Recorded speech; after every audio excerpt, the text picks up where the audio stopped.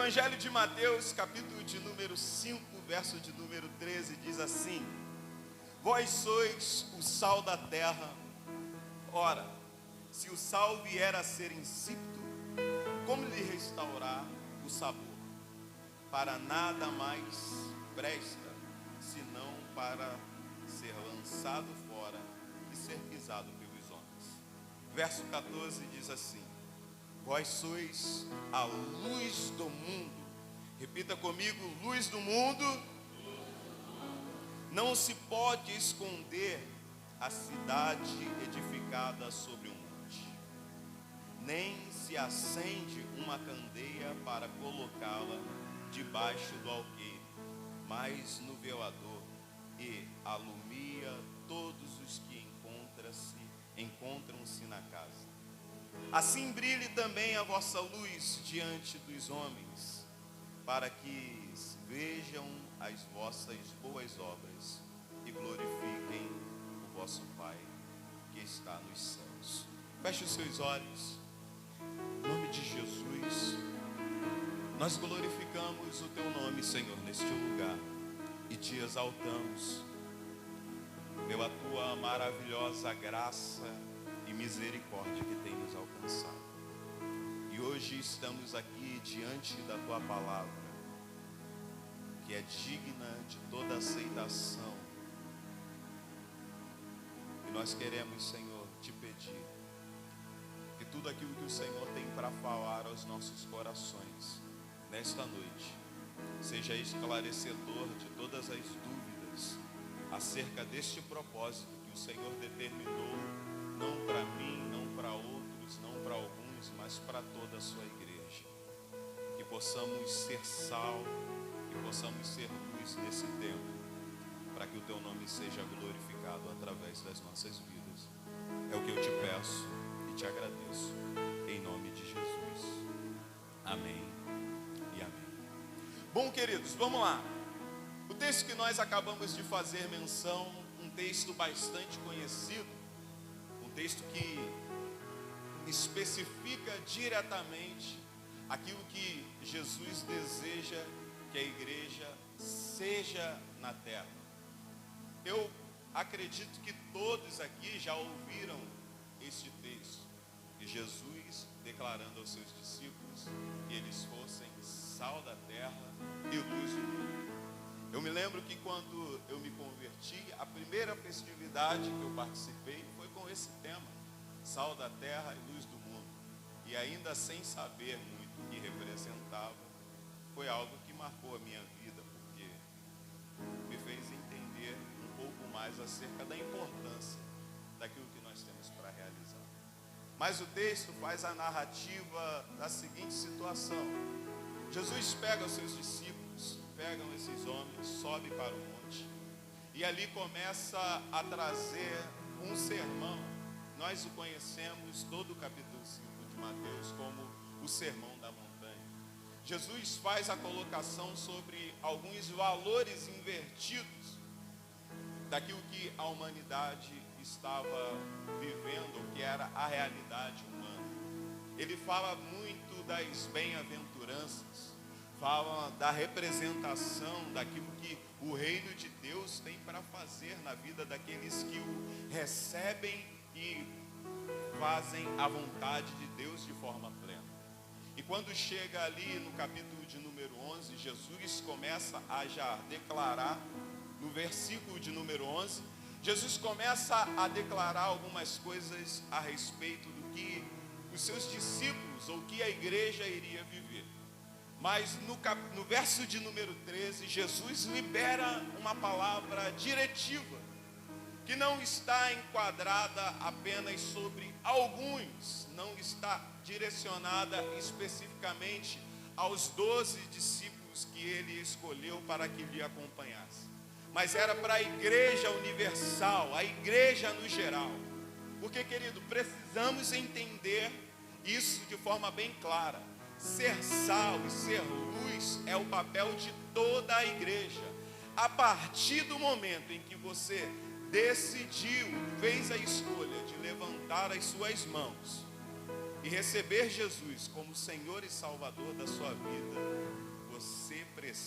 precisa estar incumbido e encarregado e totalmente entendido de que você precisa ser sal e precisa ser luz. Mas precisamos entender, dentro de uma analogia cultural e momentânea daquele tempo, o que Jesus queria transmitir dentro disso. Há algum tempo atrás, alguns anos atrás, eu me lembro que a irmã Dionice foi dar um testemunho aqui sobre as irmãs do pastor, e ela falou que as irmãs do pastor tinham o costume de comer sal. Eu me lembro disso. Eu me lembro que virou até uma brincadeira no nosso meio, que a gente ficava olhando um pro outro, e aí, qual é a sal? No meio dos adolescentes. Agora o pastor entendeu, Vinícius, viu? Ó, foi o Vinícius que inventou essa história, pastor. Tá vendo? Vamos falar de luz, então eu estou trazendo à luz aquilo que você falou. Você, Lucas e o Marcos. Cadê o Marcos? Marcos, não é verdade, Marcos? Qual é a sal? Olha lá, ó. Ele só concordando assim, ó. Qual é a sal? Porque entendemos a importância. Mas Jesus estava querendo declarar algo de suma importância para aquele povo.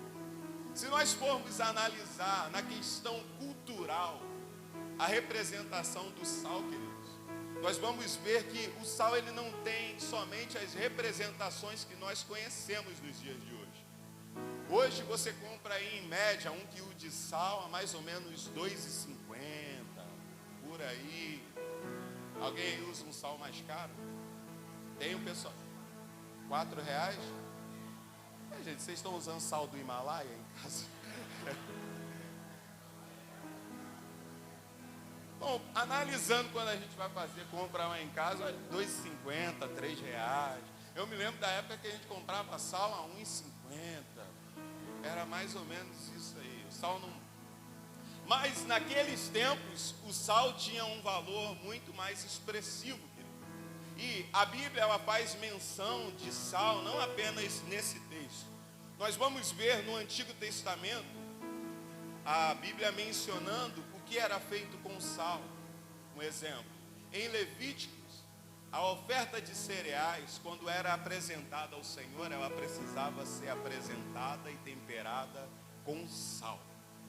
Em Ezequiel, se eu não me engano, no capítulo de número 43, quando vai falar sobre a apresentação do sacrifício no holocausto, Deus fala com o povo, com os sacerdotes daquela época, que eles precisavam apresentar os sacrifícios com sal. E aí, se nós formos olhar as propriedades gerais do sal, nós vamos ver que para aquele tempo havia uma representação muito expressiva. Por quê?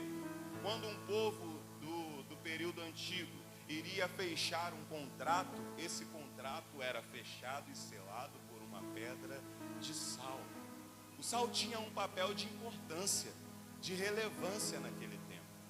E Jesus ele quer trazer dentro da concepção e do entendimento daquele povo que tinha com clareza esse entendimento da representação do sal, o que eles eram agora. E aí a gente vai para pontos que são mais específicos e mais claros para nós nos dias de hoje. Nós usamos o sal para temperar. Hoje ainda há um método muito expressivo, apesar da refrigeração ter avançado após alguns anos. Há alguns lugares que as pessoas ainda conservam as carnes no sal. E Jesus quer trazer essas mesmas representações naturais do sal que existia naquele tempo para a nossa vida e para o nosso posicionamento aqui na terra.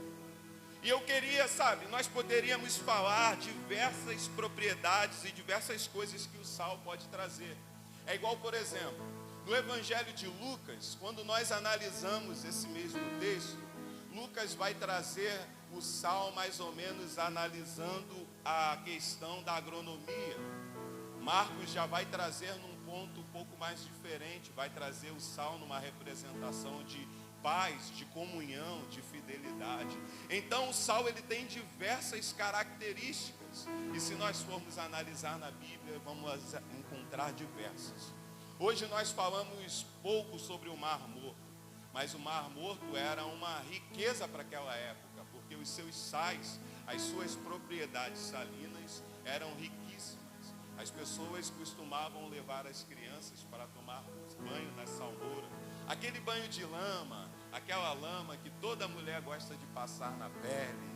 A lama do Mar Morto era uma lama bastante usada, porque passava no rosto para dar uma rejuvenescida. E quantos aqui não querem rejuvenescer, né? Dar um tapa no visual. Ó, quem é careca não tem cabelinho na régua, hein? Já estou logo avisando para ninguém se empolgar. Mas é essa a verdade, as propriedades. E como sal, querido, nesse tempo, nós precisamos entender qual é a nossa função e aquilo que nós viemos para exercer aqui na terra. Jesus, ele vai falar de algumas características. E aí nós precisamos entender, porque Jesus cita o sal na representação de dar sabor, mas ele também vai fazer a colocação sobre um tipo de sal que tem uma representação negativa. Teve uma representação negativa para o povo naquela época e tem uma representação negativa para nós também nesses dias. Hoje, eu, por exemplo, nunca vi presencialmente o sal insípido, mas naquela época o sal insípido, Jesus faz a colocação de que o sal insípido não servia para nada a não ser para ser pisado pelos homens. Jesus estava querendo trazer ali uma ideia cultural também daquela época. O sal insípido, ele só era usado para uma situação.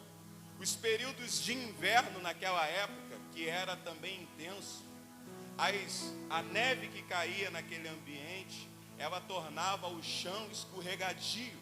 Então, para que o povo, ao entrar no templo para adorar o Senhor e não escorregasse e caísse, se houvesse algum tipo de acidente, o sal insípido, que era tirado de alguns depósitos e já não tinha serventia nenhuma, ele era colocado no chão do pátio para evitar alguns acidentes após o derretimento dessas neves. Então é por isso que Jesus fala, o sal insípido não serve para nada, a não ser pisado pelos homens. É por causa dessa questão que as pessoas, quando iam passando pelo piso molhado, o sal estava ali para gerar um atrito. E nós precisamos entender quem nós somos, porque hoje usamos e vemos pessoas fazendo uma colocação muito importante e que fala sobre nós como igreja desse tempo. Porque o problema hoje, querido, é que a estratégia para nos tirar desse propósito e dessa missão, ela mudou. Hoje, o diabo ele não está preocupado em nós sermos sal insípido. E pior, eu acredito que pior do que ser sal insípido é você entender quem você é em Deus, mas você ser um sal dentro do saleiro. Mas um sal dentro do saleiro apenas para decoração. Uma vez eu fui fazer um atendimento em um certo lugar, onde a pessoa gostava de decorar a casa com alguns potes e alguns temperos dentro. E por incrível que pareça, lá tinha um pote de sal, decorando aquele lugar. E aquele sal já estava ali por alguns anos. E eu olhei assim, na hora, a gente que gosta de fazer analogia bíblica para tudo, a gente olha assim e fica logo espantado. Poxa, mais de 5 anos um sal guardado naquele lugar. Então a gente já fica espantado. E essa é uma realidade que às vezes nós vivemos dentro desse lugar. E o pior de tudo, querido, é quando nós transformamos este lugar no saleiro. Porque quando Jesus declarou que nós somos sal da terra e luz do mundo, o objetivo, querido, é alcançarmos ou tocarmos alguém. Não adianta apenas nos satisfazermos em estarmos aqui. Nós saímos da nossa casa, viemos a este ambiente, adoramos ao Senhor aqui, voltamos para a nossa casa e amanhã nós vamos sair da nossa casa, vamos para o trabalho e voltamos e a nossa vida fica nessa rotina cotidiana. E aí, queridos, não tocamos em ninguém, não trazemos mudança, não trazemos transformação para a vida de ninguém e o pior de tudo, não somos transformados. É sal no saleiro. Sal no saleiro. E aí, quando nós aprendemos sobre aquilo que o sal pode fazer, o que pode causar, nós precisamos dimensionar ainda mais e entender o porquê estamos aqui como sal da terra, querido. Primeira característica do sal, conserva. Segunda, tempera. Terceiro, causa sede. E nós não estamos, talvez, nos enquadrando em nenhuma dessas particularidades. Porque o sistema dos nossos dias, ele tem tentado corromper as nossas características. Uma das coisas que mais tem acontecido é a inversão dos valores. Nós estamos vivendo um tempo onde aquilo que é errado se tornou certo, o que é certo se tornou errado. E aí nos enquadrarmos nesse modelo de ser mal, de ser sal na terra, querido, é correr o risco de ser cancelado pela sociedade. Sabe por quê? Você vai precisar conservar bons princípios. Você vai precisar trazer sentido para alguns lugares que hoje estão perdidos. E eu gosto muito de um termo que Charles Spurgeon declara: nós não somos o caramelo desta terra. Nós não somos o caramelo desta terra. Nós somos o sal desta terra. E o desejo do mundo é nos cuspir. Porque quando nos posicionamos da forma que Cristo deseja que nós nos posicionemos, nós vamos ou dar sentido à vida de quem está andando perdido, ou vamos trazer desconforto àqueles que não querem andar segundo a vontade de Deus. E aí há uma pergunta que permeia em nosso meio nesses dias: o que você tem causado nos ambientes aonde você está? O que você tem causado nos ambientes aonde você vai, querido? Você tem sido uma bala de caramelo ou sal da terra nesses dias? Porque às vezes eu sei que é difícil e é complicado, querido, mas Jesus, ele dá uma ordem diretiva, não é opcional. Ele não está declarando: quem quiser, por algum motivo ou situação, seja sal da terra. Não, Jesus está declarando: vocês são sal da terra e luz do mundo. Então precisamos entender, o evangelho é tomado por decisão, querido. Precisamos entender o que nós queremos e aquilo que nós desejamos. É por isso que não dá para nós vivermos aqui dentro meio indeciso. É igual, estamos declarando todas as vezes nesse altar que este ano é o ano do sobrenatural. Então não dá para você ficar naquela de: eu vou para isso, ou vou ficar aqui mesmo porque eu não quero me envolver muito. Ou você vai ou você não vai, querido. Mas a ordem diretiva de Deus é para que nós possamos ir em direção ao que Ele está revelando nesses dias. Precisamos tomar a decisão e ser convictos, querido. Não dá para vivermos uma vida pautada em parcialidade. É por isso que aceitar a Jesus e caminhar no Evangelho, você precisa entender que é de suma importância a decisão que você está tomando. Eu me lembro que quando eu me converti, com mais ou menos um mês de convertido, e gente, por incrível que pareça, eu só acreditava que ser evangélico era vir para a igreja com uma Bíblia debaixo do braço, participar dos cultos de domingo, vir pela manhã no culto de aprendizado, esperar que Deus abençoe a nossa vida e Ele volte para buscar a sua igreja, a gente vai para o céu e show de bola. Mas com o decorrer dos tempos, a gente vai aprendendo que não é dessa forma. Eu me lembro que eu me converti numa semana e na outra eu já estava iniciando as aulas de batismo. Então a minha conversão foi aquela conversão decisiva. Minha aula era aula com o irmão Jorge. Era tipo o papo do Josiel, assim, é papo reto. Vocês perceberam, né, que o Josiel tem andado com a pastora para ir em algumas comunidades aí pregar, ele está ficando no estilo. É papo reto, é nós, é o comando. Então, eu não tive a oportunidade de titubear, porque as aulas eram assim, ó, ou você é isso ou tu vai para o inferno. Aquele jeito sincerão que o Jorge tinha de ser. E aí eu me lembro que um dia, Copa do Mundo de 2010, queridos, esse dia foi um dia fantástico. Brasil e Costa do Marfim. Fomos lá para a Praça dos Eucaliptos, adolescente da igreja, a galera top. E aí, né, acabou o jogo do Brasil, o pessoal falou assim: o negócio é a gente ir lá na Matrix e ver como é que é. O boato rolou de um lado e eu estava do outro, eu não sabia, né? E aí o pessoal falou assim, pô, tá muito cheio, vamos fazer um trenzinho para sair. Só que a ideia de entrar na Matrix era do maquinista do trenzinho. Então o que ele fez? Foi levando. Quando eu olhei que eu estava passando por uma porta, eu falei, ué gente, o que a gente está fazendo aqui? Irmão, quando chegamos lá no meio, aquele som alto, eu decidi descarrilhar o trem. Eu parei assim no meio de tudo, descarei, qual foi, Maurão? Eu falei, pô, cara, a gente não é da igreja. O que a gente está fazendo aqui? Os caras, não tem nada a ver não. Eu falei, aqui não tem nada a ver o quê, rapaz? A gente é da igreja.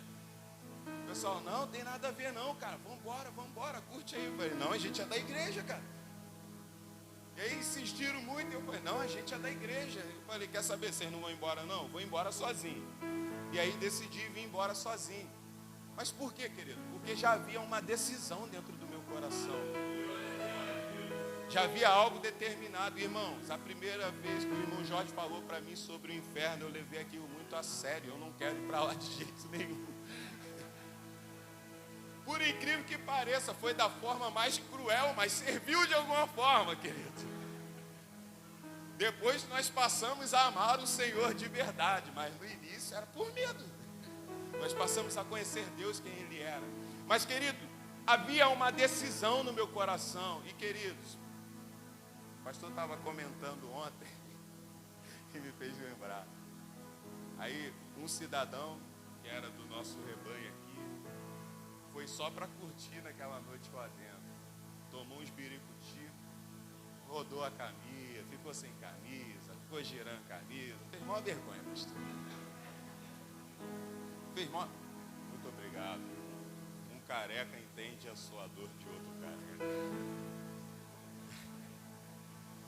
E aí, queridos, o cara fez uma vergonha, mas naquele dia eu entendi que eu precisava começar a fazer a diferença.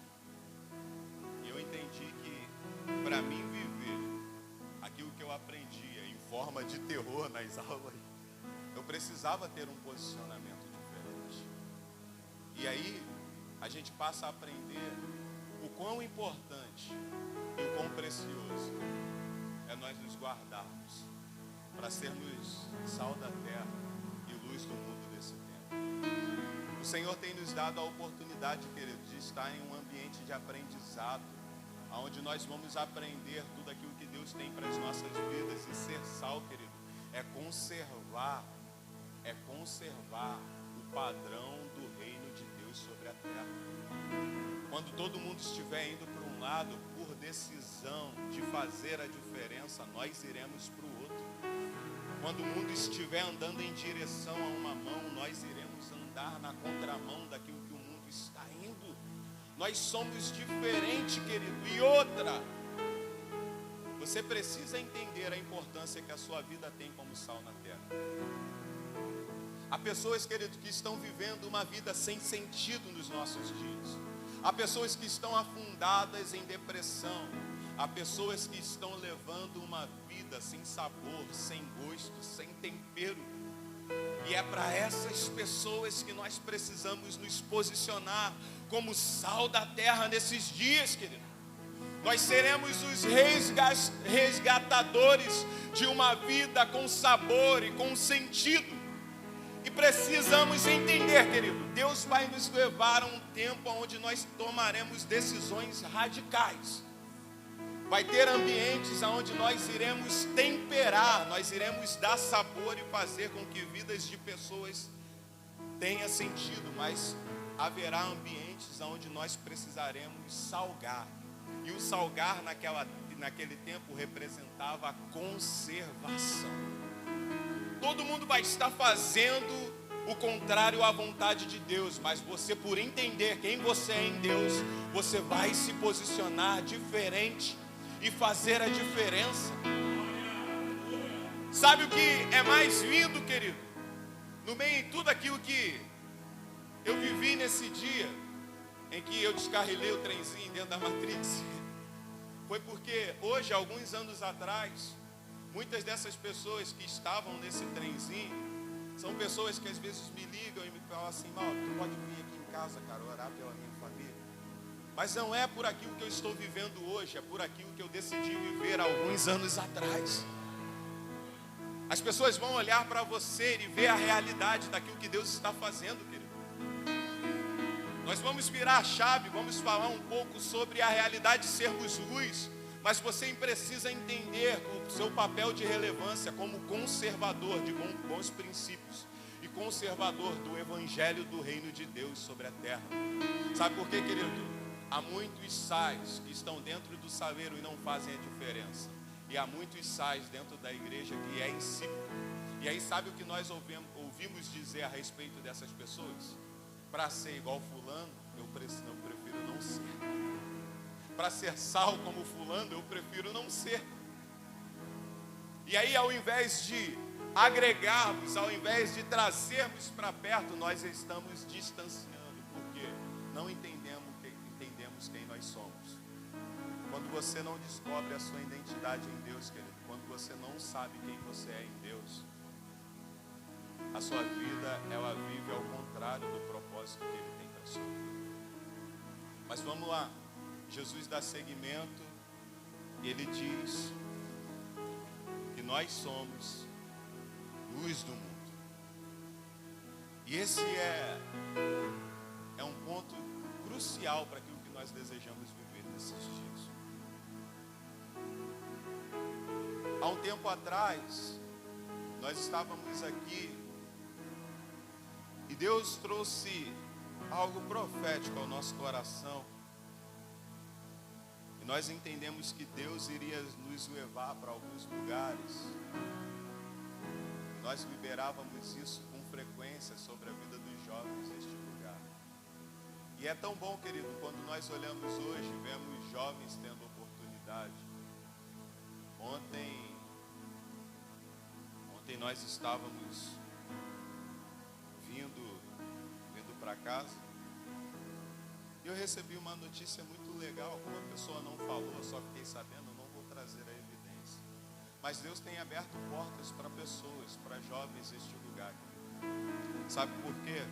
Quando nós entendemos a dimensão de que Deus está nos levando a um tempo do sobrenatural, entenda, não é para vivermos somente aqui, mas é em todos os lugares onde Ele nos levar.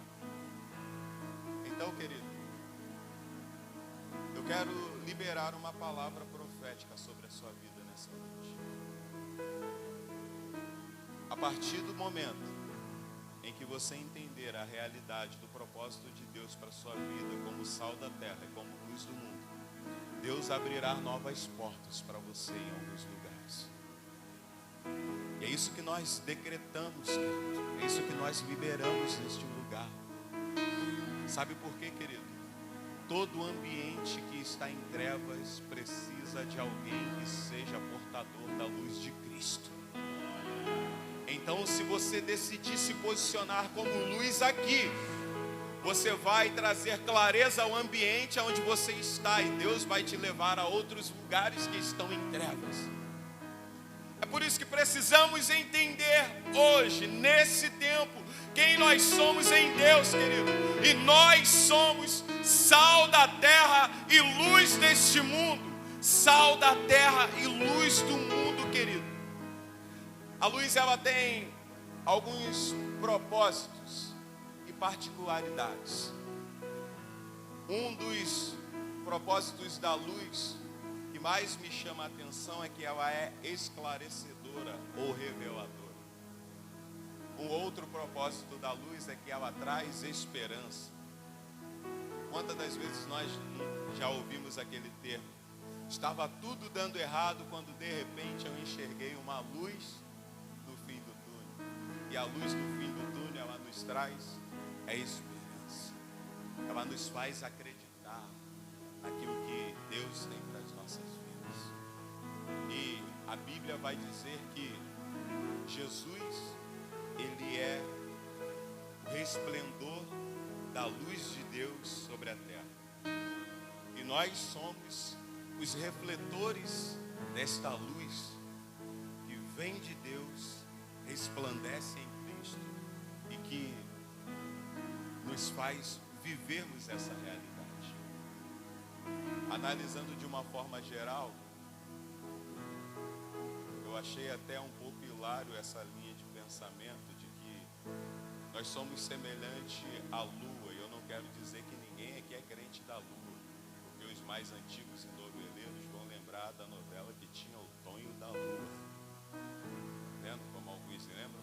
Alguém aqui lembra do Tonho da Lua? O Tonho da Lua era o doidinho mesmo. O tinha mais. Os noveleiros da antiga, lavados e remidos pelo sangue do Cordeiro, vão lembrar. Mas a luz, ela tem essa capacidade de ser esclarecedora, querida. Ela revela aquilo que está em oculto. E não precisamos rodar muito para falar qual é o nosso papel, qual é a nossa missão como igreja, como luz do mundo. Existem ambientes que estão em trevas, querido. E nós somos os refletores dessa luz, dessa glória, que vai trazer esperança, que vai fazer com que pessoas enxerguem a realidade do que elas estão vivendo nesse tempo. Entenda, querido, a sua vida ela é de suma importância no propósito do reino de Deus aqui na terra. Deus te chamou para ser luz. É por isso que no meu coração, pastor, nunca morreu a palavra profética que foi liberada há alguns anos atrás neste lugar. Em cada lar um crente, em cada lar uma lâmpada acesa.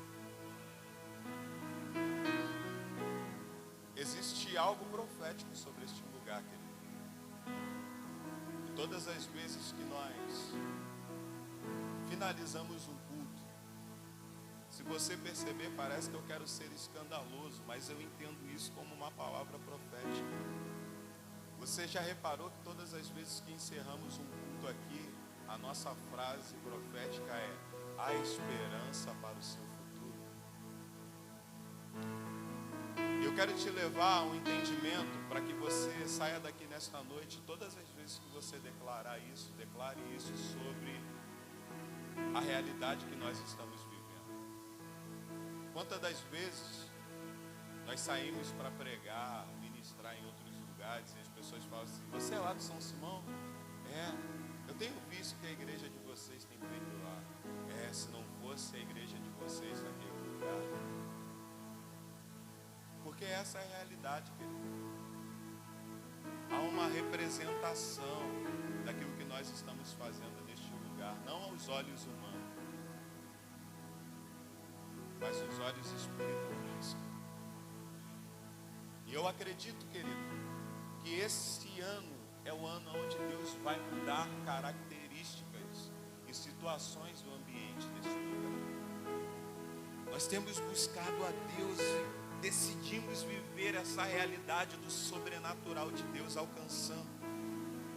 E eu não sei você, querido, todas as vezes que eu lembro deste lugar, há um tempo atrás nós estávamos conversando, e eu não sei se você já percebeu isso. Às vezes quando nós estamos vindo do centro de Queimados para cá, quando você passa do Bicão, o clima é estranho. Agora está até mais tranquilo, mas tinha uma época atrás que os carros já começavam a ligar o alerta desde o lado extra. Mas isso me faz lembrar do grande avivamento da Rua Azul. Porque eu não sei se vocês já leram um documentário sobre a Rua Azul. Na evidência daquele avivamento, alguns estudiosos ou pessoas que participaram ou que têm alguns esclarecimentos, eles declaram que a 4 quarteirões de distância, as pessoas que passavam, elas eram batizadas pelo Espírito Santo. E aí, queridos, nós precisamos entender a realidade daquilo que nós viemos fazer neste lugar. Se nós conseguimos sentir que o clima muda de forma negativa lá no centro de Queimados, a igreja está aqui para mudar essa situação. Eu e você estamos aqui para mudar essa situação. É por isso que eu quero te convidar e te convocar a assumir um compromisso nesse tempo, querido, de ser um agente de Deus, que reluz, que leva a luz de Cristo em todo lugar que você estiver, inclusive neste ambiente, querido. Entre neste lugar, chegue neste bairro, chegue nesta localidade, profetizando algo da parte de Deus para esse ambiente. Já percebeu? As pessoas, elas só conseguem trazer colocações negativas, mas dá uma indignação no coração, porque a nossa esperança não está naquilo que nós vemos. Pela fé nós conseguimos enxergar ambientes transformados, querido. E é isso que eu acredito que Deus vai fazer. Há uma palavra que decreta que as portas do inferno não prevalecerão contra a igreja, querido. Então o que a Bíblia está querendo dizer? As portas do inferno não prevalecerão contra aqueles que decidem ser sal da terra, luz deste mundo, agentes de transformação, agentes de milagres, homens e mulheres que estão atraindo a glória de Deus para o ambiente aonde estão, querido. É isso que nós queremos ver nesse tempo. É nisso que eu acredito, querido. Nós éramos ruins, terríveis, vida miserável.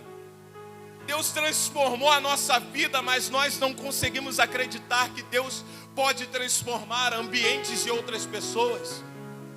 Que conceito de fé é essa que estamos levando? Que modelo de fé é essa? Parece que nós somos o queridinho de Deus e Ele transformou as nossas vidas e cruzou o braço e agora está tudo tranquilo. Não, Deus vai continuar fazendo, querido, mas agora você que foi transformado está incumbido de dar continuidade a esta missão. Então, querido, você entrou nesse lugar nessa noite e você decidiu receber Jesus como Senhor e Salvador da sua vida. Tenho uma notícia para te dar. Seja salvo, seja luz aonde você estiver. Seja conservador de bons costumes, de princípios. E, querido, não tenha medo. Não tenha medo de ser cancelado pela sociedade.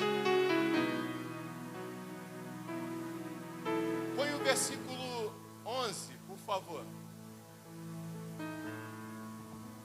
Bem-aventurados sois vós, quando fores injuriados e perseguidos, e mentindo disserem todo mal contra vós por minha causa.